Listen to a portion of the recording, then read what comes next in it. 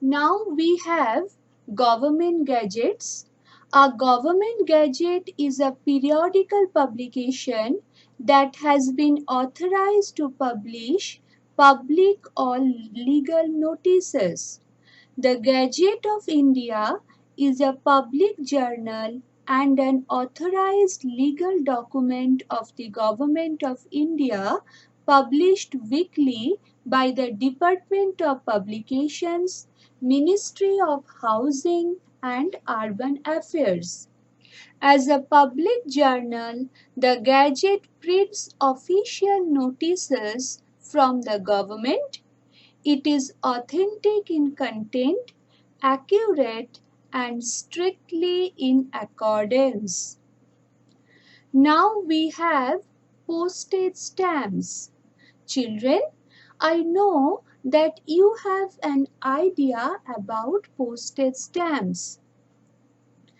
Postage stamps reveal a lot to us about changing times due to the variety in the sizes of the stamps, the novelty in their subjects and color schemes. The postal department issues postage stamps on a wide variety of themes like political leaders, flowers, animals, birds, an event or the silver, golden, diamond jubilees or centenary, bicentenary, tercentenary of different events. It is therefore a valuable repository of history. So, postage stamp is very valuable sources in history. On the screen, you can see the picture of Jal Cooper postage stamp. The Indian government issued Jal Cooper stamp in 1977. Jal Cooper was an internationally acclaimed philatelist. Children, do you know who is called a philatelist? A philatelist is an expert on the subject of postage stamps. He was born in a Parsi household in Mumbai. He was the founder of the first philatelic bureau in India, an office that collected stamps. He founded the Empire of India Philatelic Society. Having started his career as a postage stamp collector, Cooper achieved the expertise of a philatelist at the international level. The postage stamp on Jal Cooper is an important source to understand his significant contribution to this field. Now, another very important source is included in the written sources of history, that is encyclopedias. Children, also we can get a lot of information from encyclopedias, so that's why it is also included in the written sources of history. Now I would like to explain the material sources of history. On the screen, in the yellow box, you can have a concept map, and the concept map is based on the material sources of history. Coins, ornaments, places of worship, museums, things in daily use, clothing, royal seals, and modern architecture, all these are included in the material sources of history. Coins. Coins, it is very important material source.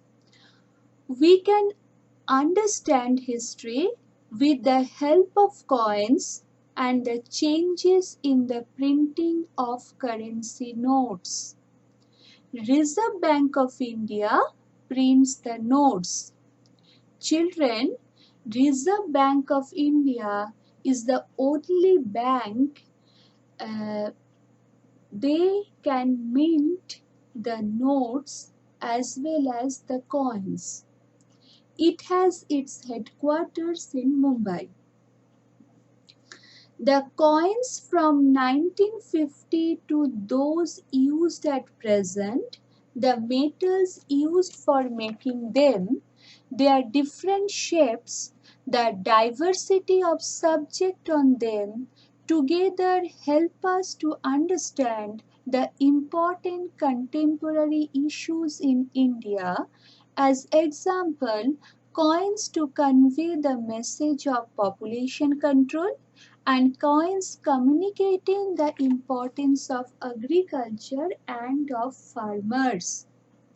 Children, on the screen you can see the picture of 1 rupee coin.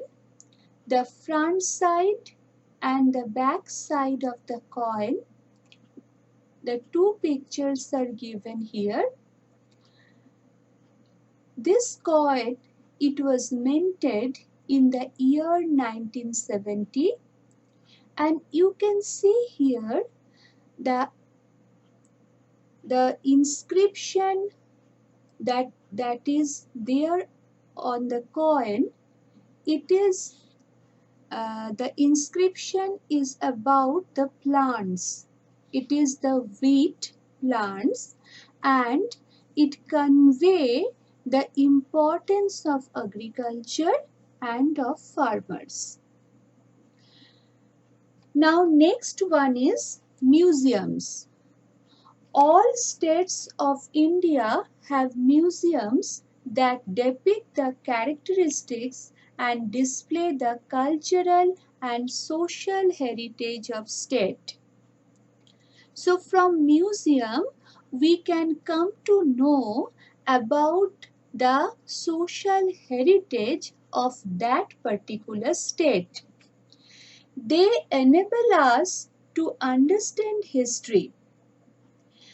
The Chhatrapati Shivaji Maharaj Museum at Mumbai and Reserve Bank Museum in Pune city. Also, with the help of these museums and also the examples of other museums from where we can get a lot of information about that particular state and also the cultural and social heritage of that particular state. Apart from the government museum, some private collectors also set up their own museums. They are based on distinctive subjects, as example coins, notes, lamps, nutcrackers in different shapes, cricket equipment, etc. So, the government museum as well as the private museum, they are very important for all of us to give but to know a lot of information regarding the cultural and the social heritage of that particular state, and also we can get a lot of information about our past. Apart from coins and museums, in the material sources, we have ornaments, places of worship, things in daily use, clothing, royal seals, and modern architecture. All these are included in the material sources of history. So children, today I have discussed about the sources of history, you came to know that the sources are very important, because history, it is based on authentic proofs, and these proofs are known as sources. Today I have discussed in detail about the written sources and the material sources of history. Tomorrow I will explain the oral source and as well as the sources in the audio-visual medium. So today, now it is your responsibility to read the topic again and again, because the sources which are given here, about those sources you didn't come to know in the previous classes. That's why you should read the topic again and again. If you have any doubt, you should listen to the audio. Then I think you will not have any problem to understand the topic. So, go through the topic. Stay safe, stay healthy. Thank you.